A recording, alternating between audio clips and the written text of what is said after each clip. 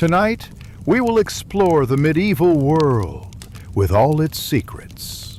A world built not of stone castles and shining knights, but of quiet footsteps on muddy roads, of cold dawns and long evenings beside a fading fire. A world where the rhythm of life was measured not by clocks or calendars, but by the tolling of bells, the turning of seasons, and the weight of human endurance.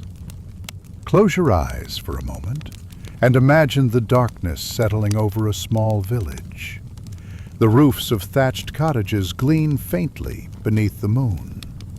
Smoke rises in thin, wavering threads from crooked chimneys. Somewhere in the distance, a lone dog barks, and the sound drifts across the fields like a memory searching for a place to rest. This was the medieval night, quiet, uncertain, and filled with the echoes of lives lived close to the earth. Inside each cottage, a single hearth glowed with warmth that was earned through labor and guarded through hardship. Families gathered around its light, sharing bowls of pottage, whispering stories passed down through generations, and listening to the wind as it pressed against the walls. Outside, the world belonged to shadows. The path from the market to home wound through fields, frozen in time, carrying countless footprints of those who came before. Even the simplest act, lighting a candle, fetching water from the well, closing the wooden door, held a weight and meaning we often forget in the modern world. Tonight, we step into that forgotten rhythm. We walk beside the farmers, the children, the weary travelers, the silent watchers of the night. We feel the cold, the hunger, the hope, and the quiet dignity that shaped their days. Settle in. Let the world grow still around you, and enjoy the story. The world awakens, not with an alarm, but with the faint tolling of a distant bell. It's not the clean, echoing chime of modern clocks, but a deep, uneven sound, heavy bronze swaying in the tower of a small village church, calling to life the quiet souls of dawn. The air smells of smoke and damp straw. The first breath of the day is cold, brushing against the thatched roof above. You lie not on a bed, but on a sack of straw, flattened by years of use. The sound of chickens clucking and a pig stirring near the doorway drifts through the air. Outside, the morning fog rolls like a slow tide across the open fields. This is dawn in the medieval world, a world where the day begins not with desire, but necessity. You rise in the half-light. The single wooden shutter creaks open, letting in the pale glow of the rising sun. Inside, the home is small, one room for the whole family. In one corner, an iron pot rests over cold ashes. A few tools hang from pegs hammered into the wall. A sickle, a wooden bowl, a cracked ladle. Every object has been touched, repaired, and reused a dozen times. Nothing here is new. Not the spoon, not the clothes, not even the firewood, which is damp and faintly rotten. You can see your breath in the cold air. You don't dress for comfort. You dress for survival. Coarse wool scratches against your skin. You tie a simple cord around your waist and step into the day. Outside, the world feels timeless. A mist hangs low over the fields. The smell of earth and smoke mingles with the scent of manure. The church steeple rises above the fog like a finger pointing toward heaven. Beyond it, a few cottages lean awkwardly, their roofs thick with moss and years of repair. You walk toward the small stream, carrying a wooden bucket. The water is dark and cold. There is no soap, no warmth, only the ritual of necessity, washing away sleep, but not quite the dirt. You rinse your hands, your face, and return home as the first traces of sunlight reach the fields. A rooster crows. Smoke begins to rise from other homes. The village is alive now, in its quiet, deliberate rhythm. A dog barks at nothing. Children chase each other barefoot through the mud. The smell of baking bread drifts faintly from somewhere, though bread is rare. You remember the words the priest said last week. Work is prayer. In the medieval world, it truly is. Every movement, chopping wood, mending tools, milking the goat, is a small act of devotion. The rhythm of life is not dictated by clocks, but by bells. Morning, noon, and evening. Imagine standing at the edge of the fields. The horizon glows faintly with gold. Somewhere, a shepherd calls to his flock. You can hear the bleating of sheep, the creak of wooden wheels on a muddy road. Everything is slow. Everything has weight. Even the silence feels alive, filled with the whisper of wind across the grass and the distant ringing of that same old church bell. This is the first light of the medieval dawn, and it will shape every hour that follows. The morning air is sharp and thin. Smoke from the hearth curls lazily upward, mixing with the mist that seeps through the gaps in the cottage walls. The world smells of earth, smoke, and something faintly bitter, the scent of survival. You sit on a low wooden stool, staring at the embers left from last night's fire. The ashes are gray and soft, still faintly warm beneath the top layer. You stir them gently with a stick, coaxing the smallest breath of life back into the coals. A few sparks jump, glowing like tiny stars before they fade. If the fire dies, the day begins in hunger. There is no pantry here, no cupboard filled with food. Everything that can be eaten must be grown, traded, or begged for. The small loaf you baked 2 days ago is already hard, its crust cracked and pale. You soften it with water, or with milk if fortune smiles that day. You tear it apart with your hands, the sound rough, dry, almost hollow. This is breakfast for most of medieval Europe.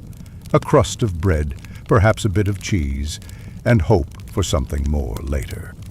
Outside, the village moves slowly into life. You can hear the cough of a man clearing his throat, the bleating of goats, the dull rhythm of someone chopping wood.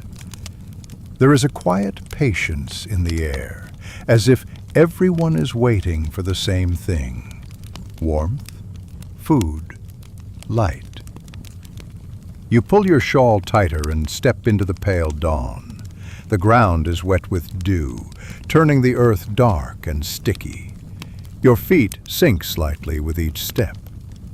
Near the hearth outside your door, a pot rests over the faintest flame. Inside is thin porridge made from barley, too watery to fill the stomach, but enough to keep you standing. Imagine holding that wooden spoon, stirring the grayish porridge. Each swirl releases steam that smells faintly of grain and ash. You lift it to your lips. It's bland, faintly smoky, but it's life. Every mouthful carries the weight of a day's endurance. In medieval life, food was not eaten for pleasure. It was eaten to continue. You look across the small yard. The bread you baked yesterday sits cooling on the flat stone where the oven once burned hotter. It's uneven, thick in the middle and burnt at the edges. You made it with rye, a grain that grows in poorer soil, coarser than wheat, but hardy enough to survive the cold. The wealthy eat fine white bread made from sifted wheat flour. The peasants eat what grows from the earth they till, dark bread, heavy with bran, sometimes mixed with barley or oats, and sometimes stretched with crushed acorns or peas. It's not just food, it's a reflection of where one stands in the great order of things. In the background, the church bell rings again, once, twice, 3 times. Its tone echoes through the mist, a sound both comforting and heavy. You whisper a short prayer, thanking God for the meal, however small, for in this world, even bread is divine. Later that morning, as the fog begins to lift, you join others walking toward the small communal oven near the edge of the village. It's a large dome of clay and stone, blackened from years of fire. Everyone brings their own dough, marked with a family symbol pressed into the crust, a way to know whose loaf is whose once the baking is done. The oven keeper, an older woman with hands scarred from heat, tends the flames. Her face is lined like the surface of old parchment. She hardly speaks, only nods when you hand her your small lump of dough. While waiting, you sit on a log nearby. The warmth from the oven seeps into your bones. You watch as thin lines of smoke rise into the pale blue sky. The scent of baking bread fills the air, earthy, comforting, ancient. For a moment, the world feels whole.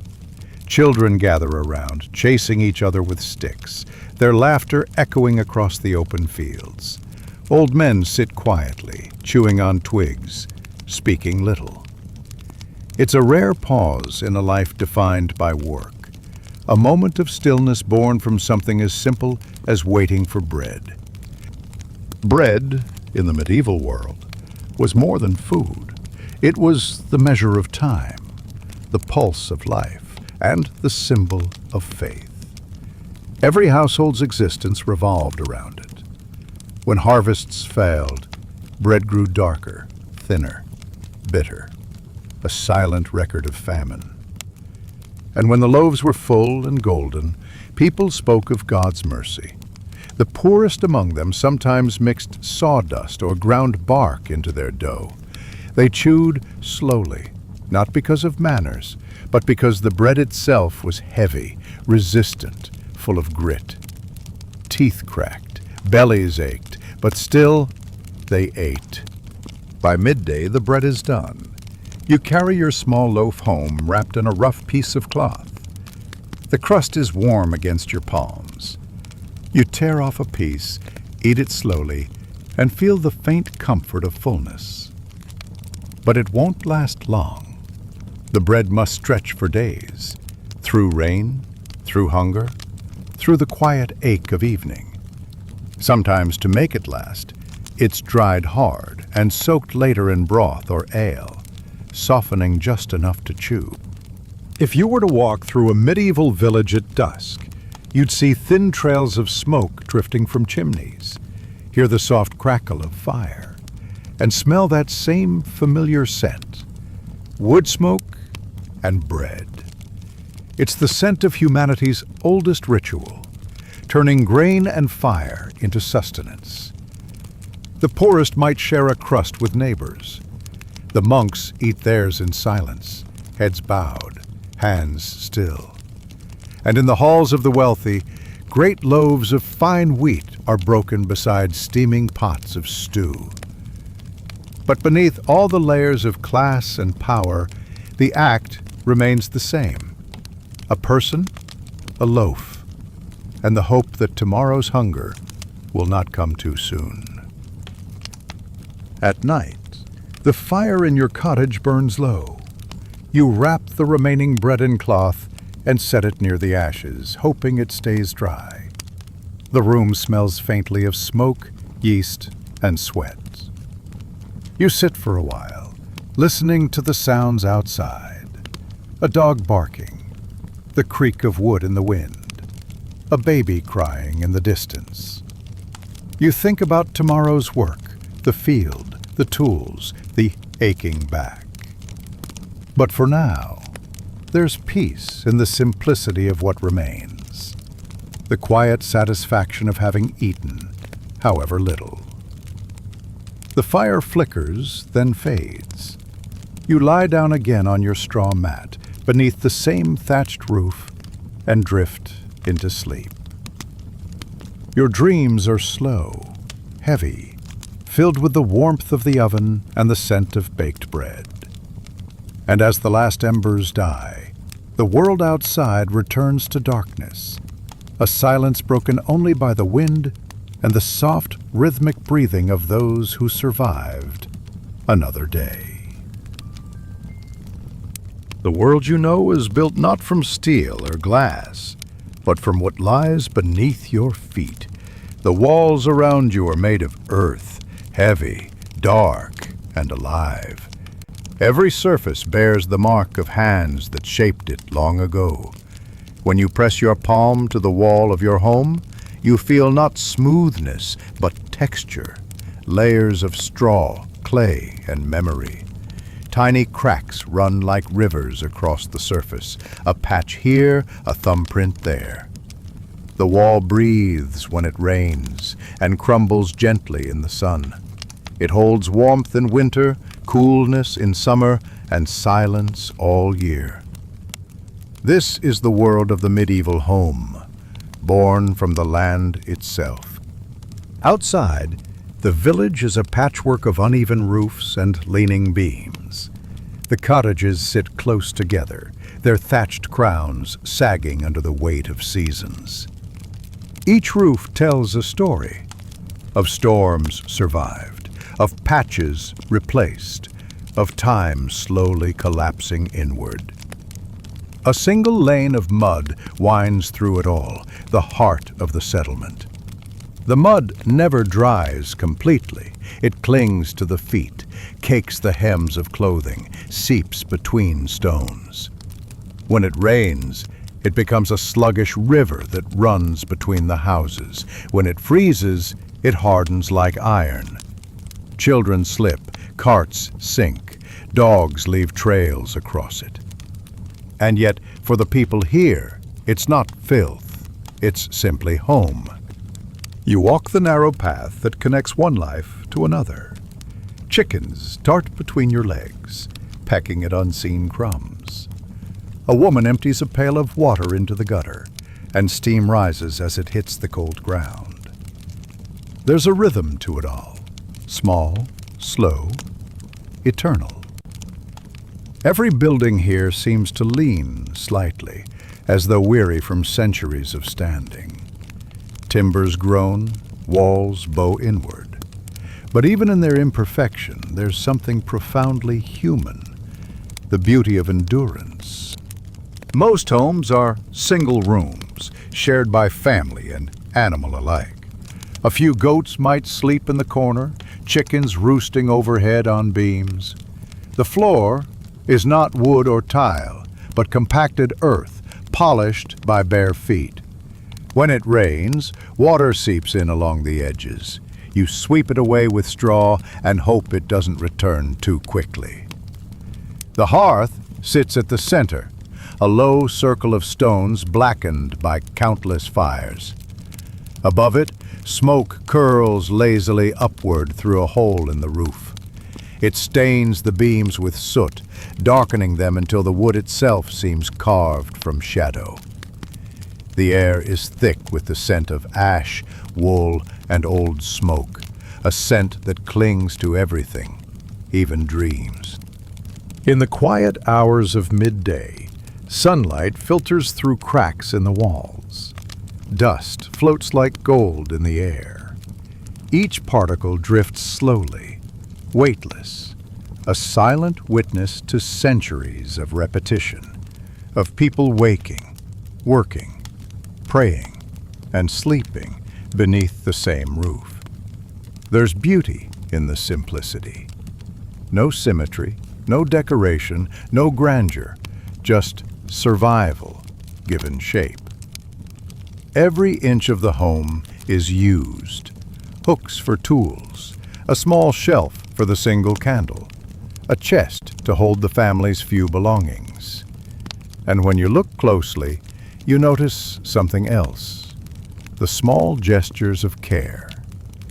A carved cross above the door, a bundle of herbs hanging from a beam meant to ward off sickness, a wooden spoon worn smooth by generations of hands. But beyond the cottages, beyond the low hum of life, stands another kind of building, colder, grander, more enduring. The stone church. Its walls rise from the earth like a mountain of human faith, built by hands that will never be remembered, one rock at a time. It watches over the village like a silent sentinel, its bell tower reaching into the gray sky. You step inside. The air is different here. Cool, heavy, still. The smell of damp stone replaces that of smoke and straw. Your footsteps echo faintly on the flagstone floor. Light spills through narrow windows of colored glass, scattering fragments of red, blue, and gold across the cold walls. It feels eternal. And in a way, it is. The church is not just a place of worship. It's the only place that feels like time itself stands still. When you kneel on the worn wooden pews, your eyes trace the patterns in the stone. Chisel marks, uneven lines, the faint shadow of a mason's hand that once rested there. You wonder how many others have prayed in this same spot, whispered the same words, and stared at the same ceiling. In this world, stone outlives everything. It is the memory of the Middle Ages. Outside again, you walk past the blacksmith's forge. The smell of hot metal cuts through the air, sharp and unmistakable. The clanging of the hammer rings out, steady and measured. Each strike sends sparks into the darkness, small suns that fade almost instantly, leaving behind the smell of iron and sweat. The forge, too, is made of stone and earth, walls scorched by fire, the floor covered in a film of soot and ash. But there is something sacred here, too, in this act of creation. The blacksmith shapes not just tools or nails or hinges, he shapes the very bones of the village. His work keeps the doors hinged, the carts rolling, the church bell hanging. And yet, like the others, his home will crumble back into dust one day. There is a quiet humility in knowing that your home, your walls, your world, all of it will one day return to the earth. The same mud that was shaped into bricks will fall apart in the rain. The same stones will sink back into the soil. The village will fade, leaving only fragments beneath the grass. A line of stones, a shard of pottery, the faint outline of a hearth. And someone, hundreds of years later, might find them and wonder who lived here. What did they dream of? Did they love? Did they pray? Did they ever look at the same morning light that touches the ruins now? In the medieval world, permanence was an illusion. But meaning was found in the living, breathing moment between creation and decay. As night falls again, the walls glow faintly in the firelight. The shadows dance across their rough surfaces, shifting like memories in motion. Outside, the wind howls through the cracks, and the thatch rustles like the sound of the sea. You lie down once more on your straw bed, wrapped in a coarse blanket. The warmth of the fire reaches your skin, and the smell of smoke and clay fills your lungs. There is no comfort in the modern sense, but there is familiarity, the comfort of repetition, of belonging to the same world as every other soul you know. Mud and stone, ash and straw. This is what holds the medieval world together. Not glory, not conquest, not wealth, but the quiet endurance of those who built their lives from the earth itself. tomorrow the walls will still stand, the fire will still burn, and life, in its simple, humble rhythm, will continue, one breath at a time. The sun climbs without hurry, pale and soft behind a veil of gray. A thin wind slides across the open fields, carrying the scent of wet earth and crushed grass. In the half-light, a figure moves, slow, deliberate, bent beneath the weight of a wooden yoke. The creak of the plow mingles with the quiet sigh of the soil giving way. The world here is measured not by hours, but by seasons. You rise when the light appears and stop only when it fades. The fields decide everything: when to eat, when to rest, when to hope. Your hands wrap around the handle of the plow. The wood is rough and slick with yesterday's rain. The ox beside you snorts, its breath steaming in the cold air. Together, you carve another line through the dark earth. The furrow curls behind you like a wound slowly healing. Each step sinks ankle deep in mud. You can feel the pull of the land itself, heavy, demanding. There is no haste here, only rhythm. Push, breathe, step. Push, breathe, step. Overhead, crows follow, black specks against the pale sky, waiting for worms turned up by the blade. A church bell tolls faintly from the village, marking the hour of prime. To the farmers, it means nothing more than the confirmation of what they already know. The day has truly begun. By noon, the clouds drift apart and sunlight spills across the furrows. It is not warm, it is sharp, almost metallic. Sweat beads on your forehead, runs down your neck, and mixes with dust. The air smells of iron and grass. You pause only long enough to sip water from a clay jug and tear a corner from yesterday's bread. There is conversation sometimes, brief, spare. A nod to the man working 2 plots away, a quiet word about the weather, about a neighbor's sick cow. No laughter, no songs today. The ground is too wet, the yield uncertain. Still, the work continues, because the work must continue. When you look up, the horizon seems endless. A patchwork of brown and green stretches toward a line of trees, and beyond them, nothing you can claim or name.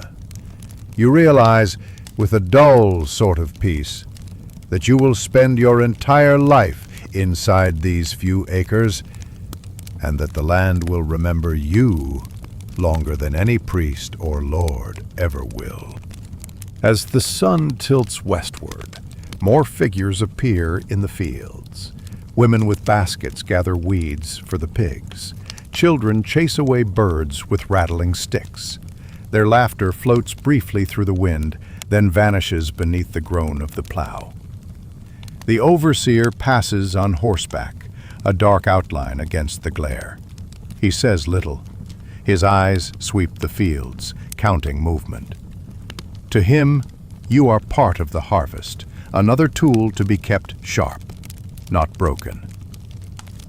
When he leaves, the air feels lighter, and a quiet relief hums through the rows of bending backs.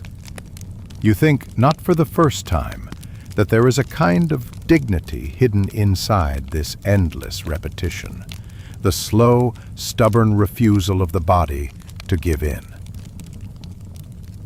When the bell rings again, it's vespers.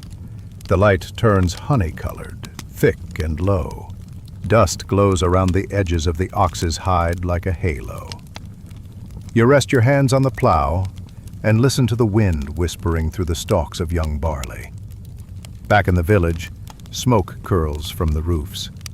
A dog barks once, twice, and falls silent. You shoulder your tools and begin the walk home. The ground is softer now, and the world smells of cut grass and sweat. Each step leaves a print that will fade by morning, just as yesterday's did, and tomorrow's will. The rhythm of life continues, steady as breath, quiet as prayer. Long after you've eaten, and the hearth has dimmed, the fields still hum in the dark. Crickets sing. A low mist creeps across the furrows. Somewhere far away, a wolf howls. You lie awake and think of the soil, how it receives every footstep, every drop of sweat, every hope whispered into the wind. You realize that in this world, everything returns to the earth. The grain, the beasts, the bodies, even the memory of work. And you understand, finally, that toil is not a punishment. It is simply the shape of life itself. The bell rings before the sun rises, a single note at first, low and uncertain, then another, each one rolling through the fog like the breath of the earth itself. It is the voice of the village, the sound that ties every life together. You wake not to the light, but to that tone. It carries across the roofs, through the trees, over the damp fields. Men pause in their work, women in their kitchens, children in their sleep. All listen. All know what it means. Inside the church, a young boy pulls the rope with both hands. His bare feet slide on the worn stone floor. Each pull sends the bells swinging in the tower above, a slow circle of iron and air. The sound spills outward, filling the valley. The fog glows faintly with it, as though the very mist has learned the rhythm of prayer. In cottages, people cross themselves, whisper a few words, then step out into the cold. The bell is not just a summons to Mass. It is the heartbeat of time itself. As the villagers arrive, the air smells of damp wool and smoke. Boots sink into the soft ground. The small wooden doors creak open, and a line of weary faces passes into the half-light of the nave. The church is simple. Stone walls, heavy beams, a single crucifix hanging crooked above the altar.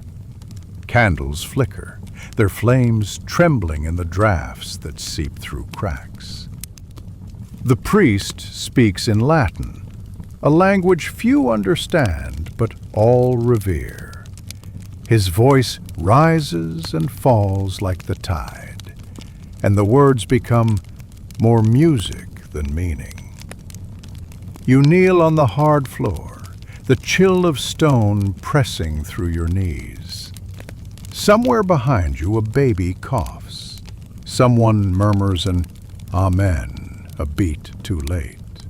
And still the bell's echo lingers in your ears, as if the world itself refuses to fall silent.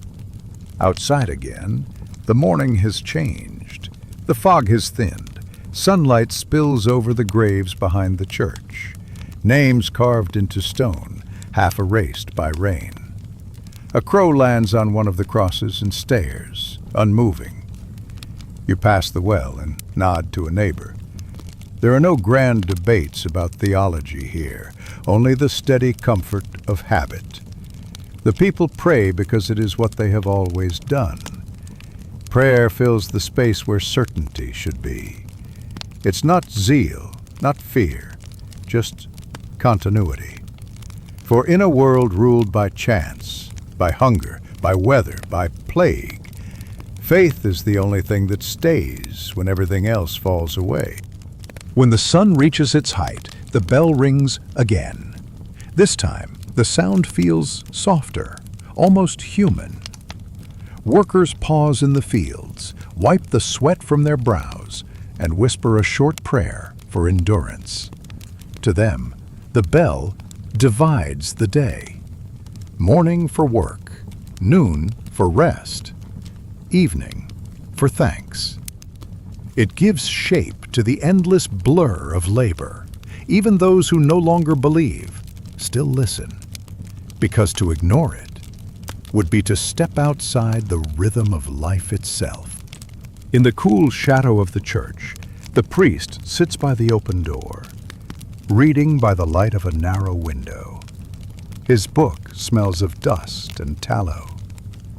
Outside, he can hear the fields breathing, the faint hum of bees, the distant creak of a cart.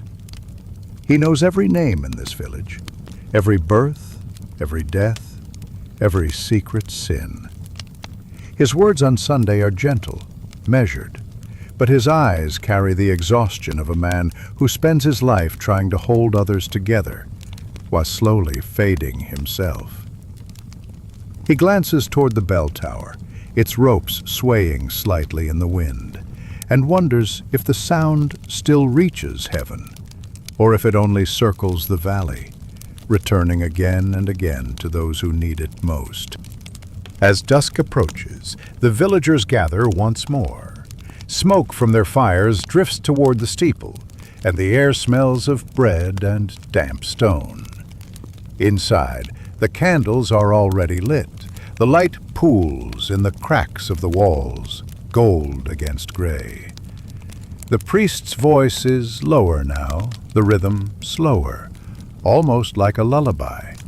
He speaks of patience, of the quiet work of the soul. No one asks questions, no one interrupts. They simply listen, heads bowed, hands folded, as though trying to hold the fading day between their fingers. When the last prayer is spoken, the final bell tolls. Its note is deep, lingering, rolling across the village like a wave over stones. Dogs lift their heads, children stir in their sleep. The fields seem to pause, listening. Then silence. Only the crackle of a few remaining fires, the soft coo of pigeons in the rafters. You lie in bed, eyes open to the dark, and the echo of that final sound seems to hum inside your chest. The bell has stopped ringing, but its memory continues, in the beating of your heart, in the slow breathing of the night, in the thought that somewhere, somehow, someone else is hearing the same silence and finding peace in it. The bell has barely finished its echo before the village begins to stir again. Somewhere, a wooden cart creaks over uneven ground. A pair of oxen snorts into the cold morning air. You can hear the soft rhythm of footsteps through puddles, boots heavy with yesterday's mud, voices low but eager. It is market day. And for a village such as this, market day is not just a chance to trade goods. It is the heartbeat of the week. The square is little more than an open patch of ground between the church and the mill. By dawn, it already smells of damp straw, wood smoke, and livestock. A thin mist clings to the earth as if reluctant to leave. Stalls are little more than tables of rough planks, some covered with linen, others bare. A woman arranges a few loaves of coarse brown bread. A farmer unloads onions and turnips still crusted with soil. A blacksmith leans against his cart, hands red from the cold, eyes half closed from lack of sleep. There is no music, no fanfare, only the creak of wood, the rustle of cloth, the grunt of a pig being led to sale. And yet, beneath it all, a quiet rhythm, like the steady beating of the human heart in a world made of mud and labor. Markets are places where the senses blur together, where the air itself becomes a story. The smell of sweat, of tallow candles, of herbs hung to dry, of animals both alive and slaughtered. It is not pleasant, but it is real. And for those who live their lives close to the earth, it is a kind of comfort. A woman selling salted fish waves her hand to chase away flies, Beside her, a boy gnaws on a crust of bread, his eyes watching everything, the shimmer of coins, the barter of gestures, the subtle dance between hunger and survival. Even in the muck, there is a quiet dignity, because this noise, this smell, this struggle, is life itself, unfiltered. Coins are rare in most hands. More often, trade happens through words and weight. A basket of eggs for a spool of thread. A measure of barley for a small iron nail. Each bargain is a ritual, not loud, but deliberate. People argue softly, weighing each other's patience and need as much as their goods. Some of the men carry small carved tokens, marks of previous promises, proofs of trust in a world without paper. The transactions are simple, but they hold the delicate balance of the village's survival. No one grows rich here, but everyone, somehow, manages to last another week. Between the stalls run children, barefoot and laughing, their joy cutting through the cold like sunlight. They chase chickens, throw pebbles, and steal glances at the sweet cakes on the baker's table. For them, market day is the closest thing to a festival. The noise, the colors, the smells, all of it makes the world feel bigger than it really is. They learn early how to move among the grown-ups, how to listen, how to wait. And when a kind hand slips them a piece of fruit or a broken biscuit, they smile as if blessed by the heavens themselves. Not every market has musicians, but sometimes a traveler passes through with a lute or pipe. Today, an old man sits by the well, playing a tune so slow it almost fades into silence. His notes drift between the voices, weaving through the calls of merchants and the lowing of cows. It's a melody no one quite knows, part hymn, part memory, like a dream that won't stay still. Some pause to listen, most don't, but the song lingers anyway, folding itself into the hum of life. In the far corner of the square, a man sells old clothes, worn shoes, torn cloaks, rusted belt buckles. He says little, and those who buy from him do not ask where the items came from. Sometimes a merchant from another village arrives, his accent strange, his smile too polished. People glance, whisper. The market is a place of survival, but it is also a place of secrets. Deals are made behind carts, words exchanged with hands hidden in sleeves. The poor trade honestly. The clever trade carefully. And still, the bell from the church watches over them, its silent tower a reminder that even commerce lives under the shadow of the divine. As the sun climbs, the air grows warmer, heavier. The mud thickens. Flies gather. Some of the merchants doze behind their stalls, heads bowed like sleeping statues. The crowd thins, leaving only a few voices, the slow murmur of barter, the soft clink of a single coin, the whisper of wind through the thatched roofs nearby. It is in these quiet hours that the market feels most human. The chaos fades, and all that remains is the slow breathing of the village itself. By late afternoon, the carts are loaded again. Empty baskets, unsold wares, a little less food than before, but a little more hope.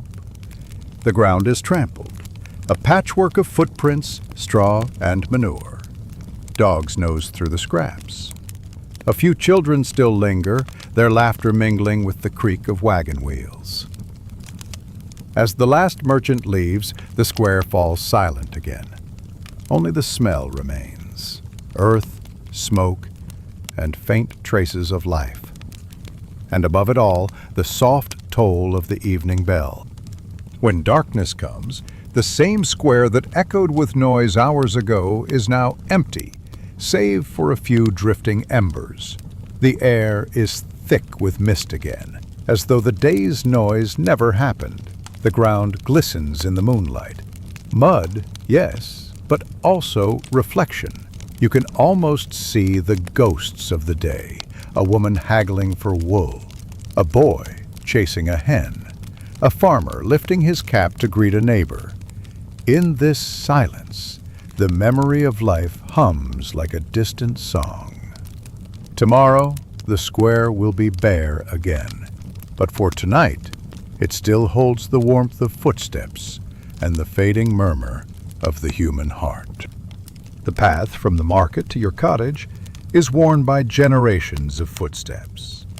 It curves gently between the low stone walls, past a crooked hedgerow, and finally arrives at a small wooden door carved more by weather than by human hands. The sky is dimming into evening. A pale gold settles over the fields, gathering into the hollows of the land like water in a forgotten bowl.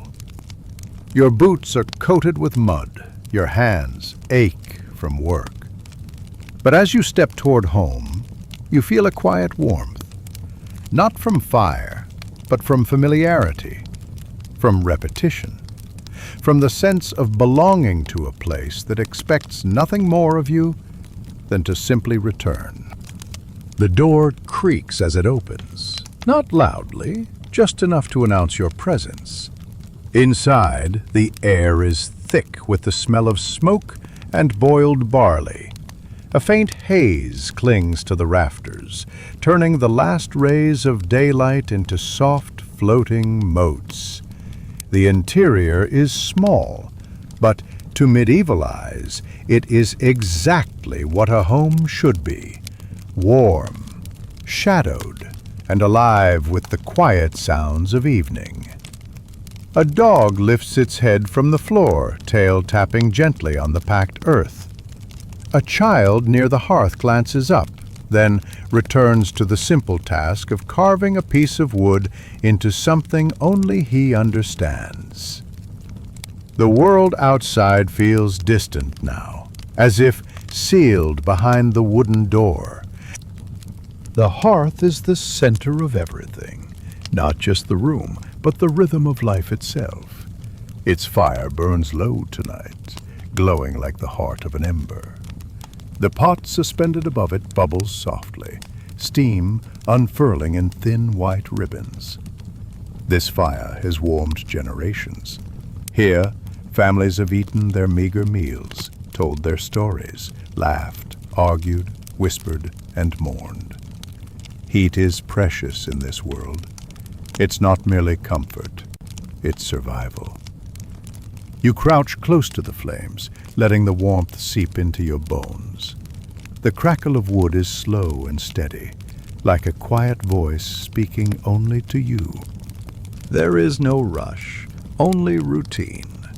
A woman kneads dough on a small table, hands moving with practiced ease, the motions slow, almost meditative.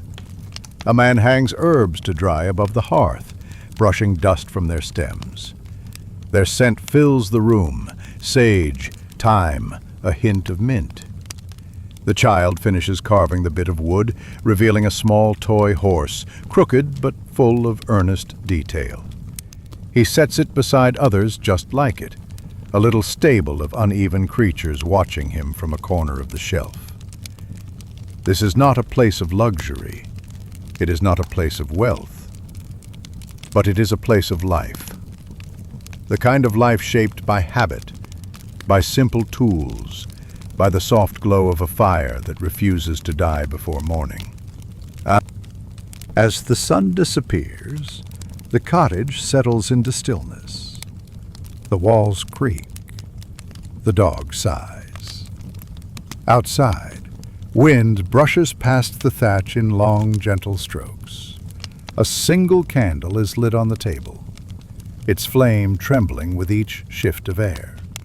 The shadows it casts dance slowly across the uneven walls, painting the room in warm amber strokes like a living mural. Someone hums, a tune without words, familiar and soothing. It is the kind of melody passed from one generation to the next, not through memory, but through feeling. Supper is simple. A bowl of pottage, thick with grains, and a few vegetables bought that morning. Perhaps a slice of coarse bread, a cup of watered ale. There is no ceremony, no feast, only the quiet clink of wooden spoons, the warmth of the hearth, the comfort of sitting shoulder to shoulder after a day of unending work. For a moment, nothing else exists. Not the cold outside, not the mud, not the hunger that lurks just beyond reach. Just warmth, just presence, just home. When the bowls are empty and the fire burns lower, the stories begin. Some are old tales, saints and monsters, wanderers and miracles. Others are lessons, warnings about wolves in winter, advice on when to plant barley, memories of seasons better than this one. But the best stories are the smallest ones, brief recollections of neighbors, jokes whispered between siblings, moments so ordinary they might vanish if not spoken aloud.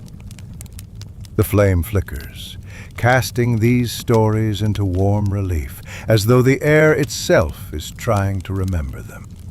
Beds are little more than straw mattresses covered with rough linen. A single blanket might be all there is. The family settles into their places, the youngest closest to the fire, the dog curled at someone's feet, the faint glow of embers reflecting in his tired eyes. The cottage grows quiet. Only the soft breaths of sleepers and the occasional groan of timber break the silence. The fire sinks into coals, the candle gutters. Night deepens like a soft black cloth draped over the world. Inside, you feel the heaviness of sleep pulling at the edges of your thoughts. In this quiet, even the simplest life feels like a gentle poem. Beyond the walls, the village is dark. A thin moon hangs above the thatched roofs, casting silver over puddles in the road. Dogs bark occasionally.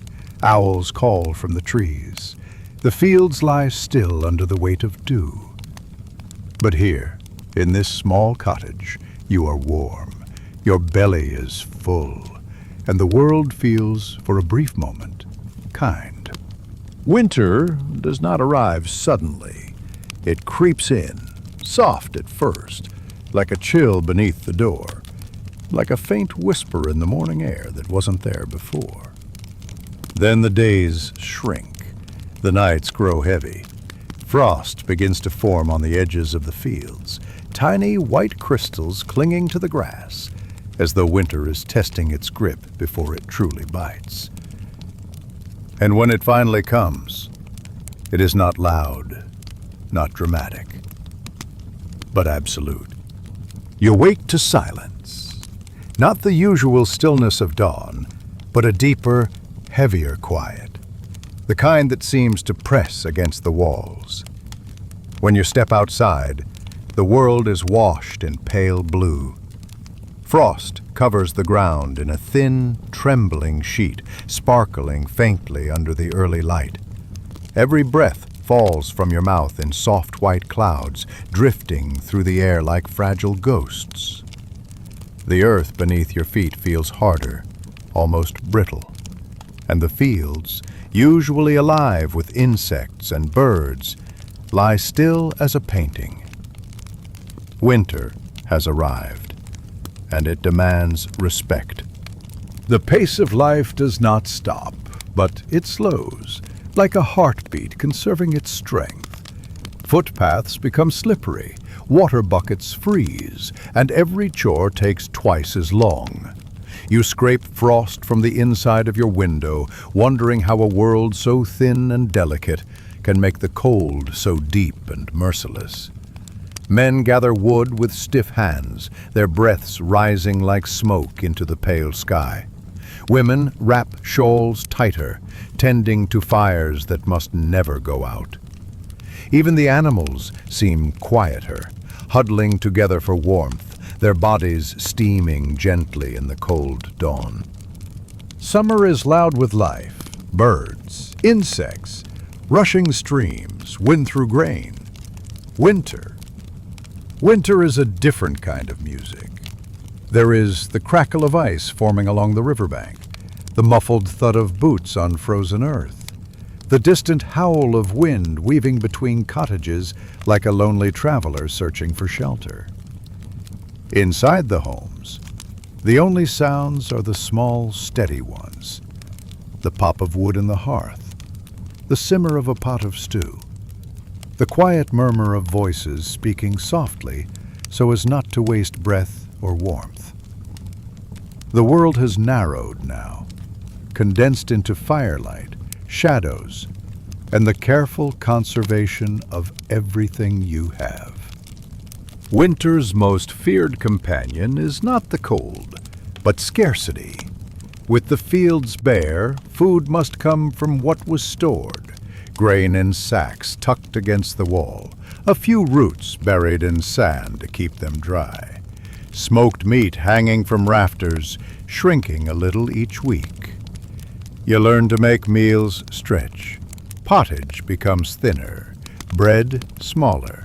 A single onion becomes an entire flavor for days. The knowledge that hunger may arrive is always there, quiet, patient, waiting in the corners of the cottage like a shadow that refuses to leave. The hearth becomes a guardian. It must never be allowed to die. Night after night, someone rises to stoke the embers, sometimes twice, sometimes more. Because if the fire goes out, you lose more than warmth. You lose the rhythm of life itself. You sit close to it, hands stretched toward the flames, feeling each crackle like a small blessing. The fire paints the walls in soft orange light, making the cottage feel alive, even when the world outside lies cold and breathless. The shadows dance slowly, following the flame's uncertain movements like silent companions keeping watch.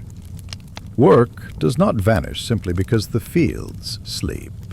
Repairs must be made, clothes patched, tools mended with whatever metal or wood can be found. Snow must be cleared from the path, water broken free from its icy shell, animals fed despite the cold that burns the skin. Inside, spinning wheels turn slowly, hands numb but steady. The smell of wool fills the air, damp, earthy, real. Children help where they can, sorting peas, gathering small sticks for kindling, shaking snow from the roof where it threatens to collapse the thatch. Winter teaches patience as much as survival. On clear nights, the sky becomes impossibly sharp. Stars glitter like scattered frost. The moon casts pale silver over the roofs of the village, over the frozen fields, over the breath rising from animals in the barn. You step outside for a moment, your breath catching in your throat at the sheer stillness of it all. The cold presses against your face, not cruelly, just deliberately. A reminder that the world is vast, and you are small, and the winter belongs to no one. The silence is so complete you can hear your own heartbeat. Winter brings its share of dangers. A simple cough may become a fever in days. A cut may fester. A chill may settle deep into the bones and refuse to leave. The healer's hut becomes a place of quiet urgency, its small windows glowing with dim candlelight. Herbs hang from the ceiling, lavender, rosemary, sage, their scents mingling with smoke. Yet even with all her skill, she knows the truth. In winter, nature holds the advantage. The village survives year after year through stubbornness, faith, and the fragile strength of community. And yet, for all its hardship, winter brings a quiet beauty that no other season holds. Trees stand like ink drawings against a white sky. Frost climbs windows in delicate patterns, spirals and branches like frozen vines. The river glitters like polished stone. Footprints stretch across the snow like soft impressions on blank parchment. And sometimes, when the snow is falling gently, the world feels weightless, as though time has slowed and every sound has been wrapped in a blanket of stillness. Even suffering has its silences, and winter teaches you to listen to them. Though it seems endless, winter is not permanent. Beneath the frozen earth, seeds wait patiently, roots cling to life, and somewhere, beneath feet of snow, the first hint of spring is quietly gathering strength. You do not see it, you cannot feel it, but you trust it. Because the world, like the hearth, always finds a way to breathe again. For now, you pull your cloak tighter, close the cottage door, and settle near the fire as winter's long night continues its slow, patient watch. Silence has a sound of its own in the medieval world. It is not an emptiness, nor an absence. It is a presence, a soft pressure in the air, something that settles on the timbers of houses, on the thatch of rooftops, on the worn stones of narrow roads. It appears in places where voices should be, but are not. In the fields after dusk, when the day's final work has faded. In the dim corners of a cottage where only the hearth crackles. In the spaces between breaths, in the pause between one church bell strike and the next. The medieval world is far noisier than we imagine. Animals, chatter, iron tools. But beneath all of it flows a deep, steady undercurrent of quiet. A quiet born not of peace, but of necessity, of distance, of the rhythms of survival. And tonight, we step softly into that quiet. When the sun finally slips behind the tree line, the village exhales. Its breath becomes mist in the cooling air. The fields dim into long shadows. Smoke trails lazily from chimneys. The last animals are hurried inside. Doors close, shutters latch, and the scattered sounds of daily life fold themselves away like tired linen. For a moment, you stand outside the cluster of thatched cottages, and the only movement is the sway of drying herbs above a doorway, the flutter of a loose shutter, the distant shape of a cow in its pen. The night has a softness, heavy and slow, as though padded with wool. You hear the faintest hint of conversation from a single house, almost swallowed by the night, and then even that fades. People do not linger outdoors after dark, not because danger lurks at every turn, but because darkness is a labor in itself. There is no lamp to simply flick on, no easily lit lantern for wandering. Light is precious, fragile, a thing that costs labor and fuel.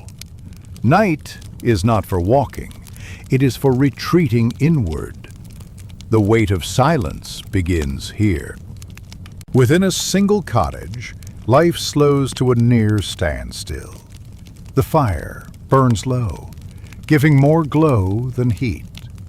Its light paints coppery halos on the rough wooden walls, illuminating tools, woven baskets, a sleeping dog curled beside the hearth. The family speaks less now. Words are unnecessary. The day's work has already said everything important through sore muscles and calloused hands. Silence settles in like a familiar guest. You hear the sound of fabric being folded, the soft brush of straw as someone adjusts their bedding, the crackle of a small twig collapsing into embers. Every noise is magnified in the hush, becoming more presence than sound. There is something comforting about this silence, something shaped by routine and shared weariness. The medieval night is not empty. It is simply slow. Rest hovers in the dimness like a gentle fog. And in that space, you notice how much of medieval life depends on quiet cooperation. The unspoken handoff of chores, the silent gesture of sharing a seat near the fire, the wordless understanding that another day waits at dawn. Outside, while most villagers nestle into quiet, one or two souls remain awake, not always official guards, sometimes simply an elder with a poor night's sleep, or a farmer worried about the cold creeping too deep into the barns. His steps are slow but deliberate as he checks the grain shed, touches the fence posts, listens to the wind. There is no rush. Time moves differently in the dark. The watchman pauses by a fence, leaning on his lantern pole. The flame flickers inside the small vessel, shifting shadows across his weathered face. He listens, not for danger, which rarely comes, but for anything out of place in the familiar composition of the night. A distant owl, the soft bellow of a cow, the rustle of leaves, his breath freezing briefly in the air. The silence of the village is something he knows intimately, a companion more than a void.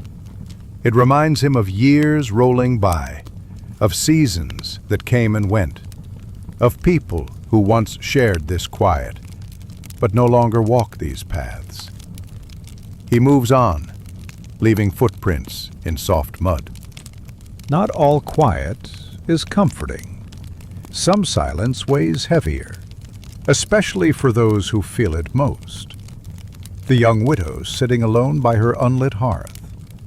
The old man who has seen his children move to other towns. The sick lying awake with thoughts heavier than blankets. In medieval life, solitude is rarely chosen. It arrives through circumstance, through loss, through the unpredictable toll of nature and time. And at night, when there is no work to distract the mind, silence becomes a mirror. A widow listens to the ticking of cooling pottery, as if the house itself is breathing. She feels the walls too wide, the room too dim, the quiet too complete. Her thoughts wander to memories, faces lit by firelight, laughter echoing, the smell of bread baking. Now the only sound is the wind slipping through the cracks of the doorframe. In this world, silence can mean vulnerability. It can be a reminder of one's dependence on community, of how easily life can tilt from abundance to scarcity. But even this heavy silence is part of the medieval rhythm, another facet of the night that blankets the village. Strange as it seems, silence in medieval times is never absolute. When human voices fall away, other sounds fill the void, subtle, earthy, persistent. You hear the scratch of mice in the thatch, the distant howl of wolves beyond the far pastures, the quiet slosh of water in a barrel settling, the muted stir of chickens dreaming beneath their wings. These are not noises that disturb. They are part of the nightly tapestry. They remind the villagers they are not alone, that the world continues even when the hearth dims. Sometimes a baby cries briefly, only to be soothed back into sleep with a soft hum. A pig in the pen shifts its weight. A low creak comes from the rafters as the house adjusts to the cooling air. In this age, people know these sounds intimately. They do not fear them. They live in harmony with them, wrapped inside a natural chorus older than their language. In the small wooden church at the edge of the village, silence has a different character. It settles with reverence, like dust on old hymnals, like candle smoke drifting toward the rafters. Sometimes, late at night, a single figure enters, seeking peace or answers, or simply a place where solitude feels less sharp. The wooden door creaks softly behind them, and the cool interior embraces them like a cave. The candles here burn lower than usual, flickering softly in iron holders. Shadows pool at the base of carved saints. The air is still, carrying the faint scent of wax and ancient wood. The villager kneels, not always to pray with words, but simply to rest in the quiet. Here, silence is not a burden, but a balm, a space beyond work, beyond hunger, beyond winter and harvest and toil. In the hush of this sanctuary, one can feel the heartbeat of the medieval world, slow, ancient, stitched together by faith and fear, hope and survival. When sleep finally comes to the villagers, it arrives in waves, not all at once, but as a gentle surrender. Medieval people sleep in segments. First sleep, then waking, then second sleep. During the waking period, the silence feels dreamlike. A man lies awake beside his wife, staring at the rafters, listening to the tiny crackle of dying embers. Thoughts drift in and out like slow-moving mist. In another house, children turn over in their straw beds, murmuring soft fragments of dreams. A dog lifts its head, listens briefly, then curls back into warmth. These quiet awakenings are never rushed. There is no clock demanding time. Night stretches long, unbroken, generous in its stillness. In these moments, the mind travels, sometimes to fears, sometimes to memories, but often simply drifting without direction. And when sleep returns, it is gentle, unhurried, almost weightless. Silence remains heavy near dawn, but its texture changes. It becomes expectant, suspended, like a held breath. The sky begins to pale slowly, turning from black to blue to a faint silver. Frost glitters on the grass. Smoke rises again from the first hearth someone stirs awake to rekindle. The rooster has not yet crowed, but the cold hints at morning. A few villagers rise quietly, used to the rhythm of early waking. They sit at the edge of their beds, rubbing sleep from their eyes, listening to the muted world. There is no talk yet, not until the sun fully claims the fields. For now, the quiet is a companion to the earliest tasks, stoking the fire, pouring a little water into a wooden bowl, stretching sore limbs. Night lingers in corners, reluctant to leave, but the silence begins to lift, thread by thread. And then it happens. The first unmistakable sound that breaks the weight of silence. Perhaps it is the thump of an axe splitting wood, or the bleat of a goat waking impatiently, or the slow creaking sigh of a barn door pulled open to let in the morning chill. Whatever it is, it signals the end of the night. The world begins its steady climb back into motion, into the familiar noise of tools and footsteps and whispered conversations. The villagers step into the cold with breath rising like smoke. Their day begins again, as it always has, as it always will, guided by the same cycles, the same quiet interludes, the same unspoken rhythms. The silence does not disappear, not entirely. It lingers like a memory in the air, but its weight has shifted, lightened, preparing to return again at dusk. Hunger in the medieval world does not arrive suddenly. It is not a dramatic collapse, nor a swift calamity that interrupts life with noise and panic. Instead, hunger is slow. It is patient. It seeps in through the small, unnoticed cracks of a village's routine, settling softly inside the fragile rhythms of daily life. Most medieval people know its presence well. It is old, familiar, something woven into childhood memories and adult responsibilities alike. Hunger is a season, a cycle, a quiet visitor who lingers longer than anyone would like. Tonight we step into that quiet world. The first light of morning does not so much brighten the village as it reveals its weariness. The earth is pale with frost. The air is sharp. Cottages stand close for warmth, dark-eyed and silent. From inside them, people wake slowly, not because they are rested, but because hunger has a way of waking the body before the sun decides to intervene. A mother rises, her joints stiff, her breath visible.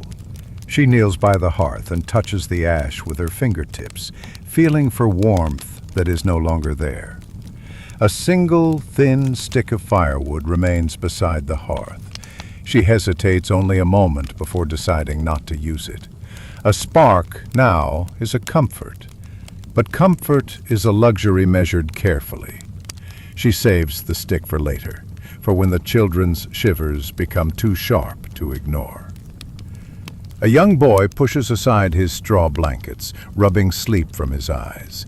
He asks nothing, not yet, for he has learned not to expect breakfast early in the season of scarcity. His belly complains softly, but he says nothing. The quiet between them speaks enough.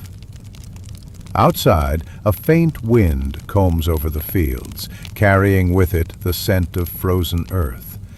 The village begins its day with a slowness that hunger shapes, a gentler pace, not by choice, but by necessity. In the medieval world, food is a fragile promise. Nothing is guaranteed. Not tomorrow's loaf, not next week's barley, not the size of the next harvest. Even the smallest meal is touched by calculation. The mother kneads what little flour she has left. It barely clings together. She adds water, then more water, then stretches the dough again, making it last. Her hands move slowly, almost reverently. Every motion is a quiet prayer. When she bakes the bread, it emerges hard-edged and thin, a shape barely deserving of the name. The children will chew it with effort, but they will eat. And for today, that is enough. In another house, a man stares at the bottom of a grain sack. The few remaining kernels cling to the cloth like dust. He shakes them loose, gathers them in his palm, and studies them the way others might study coins. He knows how many will be needed for planting. He knows how many are needed for survival until the next market day. And he knows the numbers do not align. These choices, quiet, heavy, unspoken, shape the medieval day more than weather or work or prayer. Hunger is a constant accountant, measuring the hours ahead. The fields beyond the village stretch out like muted parchments, their winter-browned soil lying still beneath a faint crust of frost. A few farmers walk through the furrows, boots cracking the frozen top layer. They do not speak much. Words spend energy, and energy is a precious currency. One kneels and presses his bare palm against the earth. It is cold, unyielding, as though asleep. It will wake eventually. Spring always comes. But the question that weighs on every villager is simple. When? If the soil wakes too late, the harvest will be thin. If the rains do not come, the harvest will shrink. If a storm arrives at the wrong moment, if pests discover the barley, if disease touches the wheat, hunger will spread its roots again, deeper than before.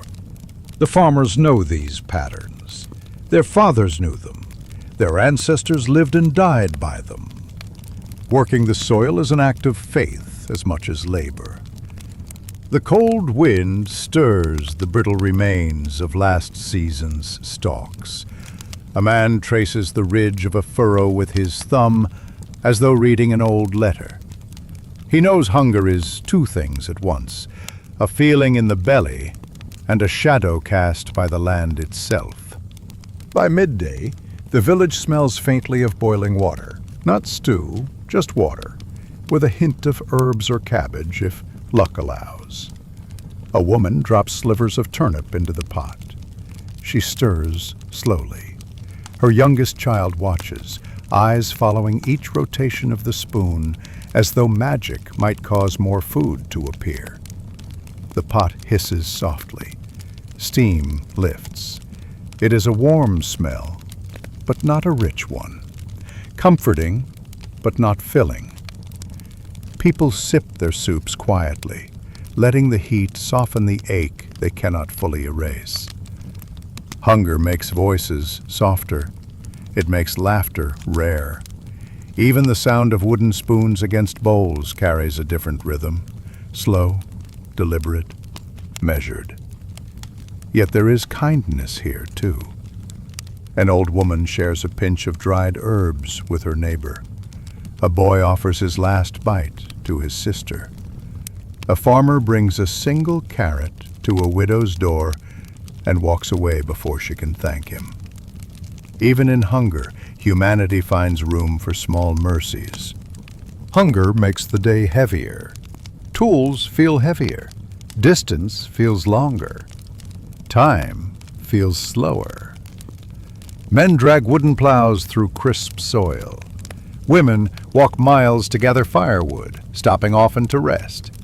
Children chase geese sluggishly, their energy flagging before the game becomes fun.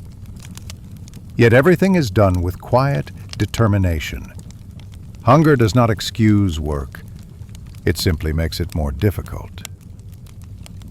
The medieval world leaves no room for stillness, not in the thin season. A father stops by a fence post, breath visible. He wipes his brow and looks at the sky, gray, empty, indifferent. He whispers something, a thought for himself, a note to the land, a wordless wish that tomorrow might bring a little more.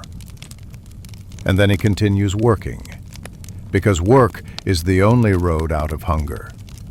Even if it leads nowhere today, it must be walked. Night arrives early in the hungry season. It presses its cold face against the shutters, slips beneath the door. Families lie on their straw beds, wrapped in wool that no longer feels warm enough. Stomachs whisper. Children shift and whimper softly in their sleep. The fire burns low, deliberately so. A bright fire devours fuel, and fuel is life. In the quiet dark, hunger feels loud. It pulses in the ribs, rises into the throat, makes sleep a negotiation between body and mind. Some villagers wake for a few minutes, an old instinct from segmented medieval sleep. They stare at the rafters, listening to the faint pop of cooling embers. Their thoughts drift to grain sacks, to next week's market, to whether spring will come soon enough. But gradually, slowly, their breaths lengthen. Night wraps them gently, despite the ache. The village settles into silence. Hunger remains, but for now, it sleeps too. Morning returns, and with it, a fragile sense of hope. Not abundance, not yet, but possibility. A hen lays an egg. A family shares it. A sprout appears unexpectedly in the winter garden. A fisherman brings back 2 small fish from the river. A traveler arrives with dried apples from a distant market. These moments are tiny victories, but in medieval life they feel enormous. A mother cracks the egg into a sizzling pan, dividing it into pieces so thin they could be mistaken for scraps. But the children smile. For a morning, the ache softens. The farmer kneels by the sprout, his eyes brightening. Spring is not here, but something green is, and that is enough to carry him through another day.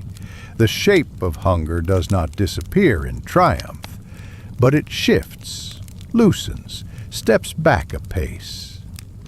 And life continues. In the medieval world, hunger is neither enemy nor stranger. It is a teacher, harsh, unrelenting, unkind, but familiar. It shapes every choice, every habit, every season's ritual. It teaches patience, the slow wait for growing seeds, the careful stretching of a loaf, the deliberate stirring of a thin stew.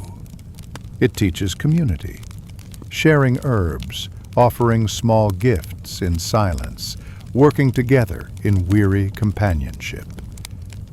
And above all, it teaches resilience, the kind that grows quietly, unnoticed, like roots in the dark. As the chapter closes, the village lies once more beneath a pale evening sky. Smoke rises gently from chimneys. A mother lifts her child, brushing crumbs from their face.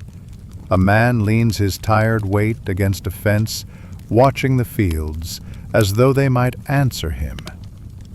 The world is still hungry, but so is life itself, hungry for warmth, for hope, for the next dawn. And tomorrow, the shape of hunger will shift again, as steady and ancient as the turning of seasons.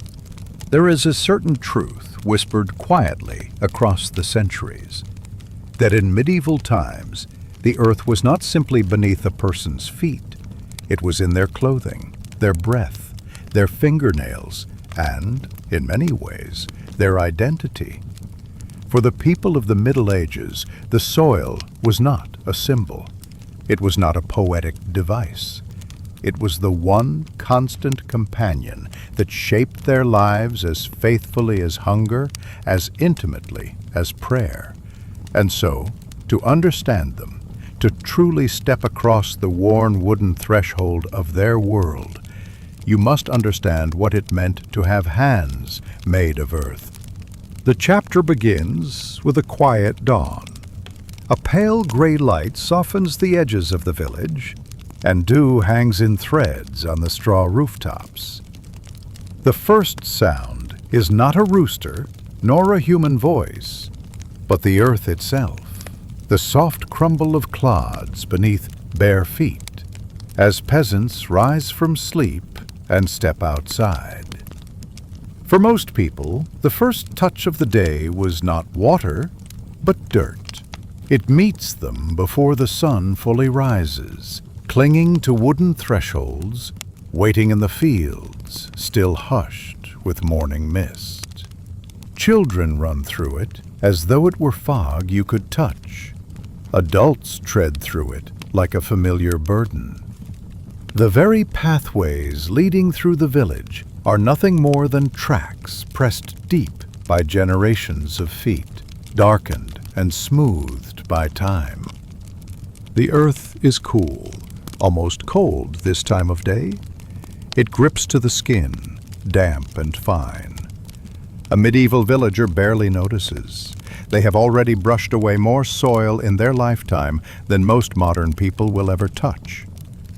This is the hour when work begins, long before noise, long before chatter, long before the world becomes aware of itself. Just a quiet, steady rhythm. Human bodies moving across the breathing surface of the land. To live in medieval times meant to carry earth with you, the way modern people carry a wallet or a set of keys. The soil clung to everything.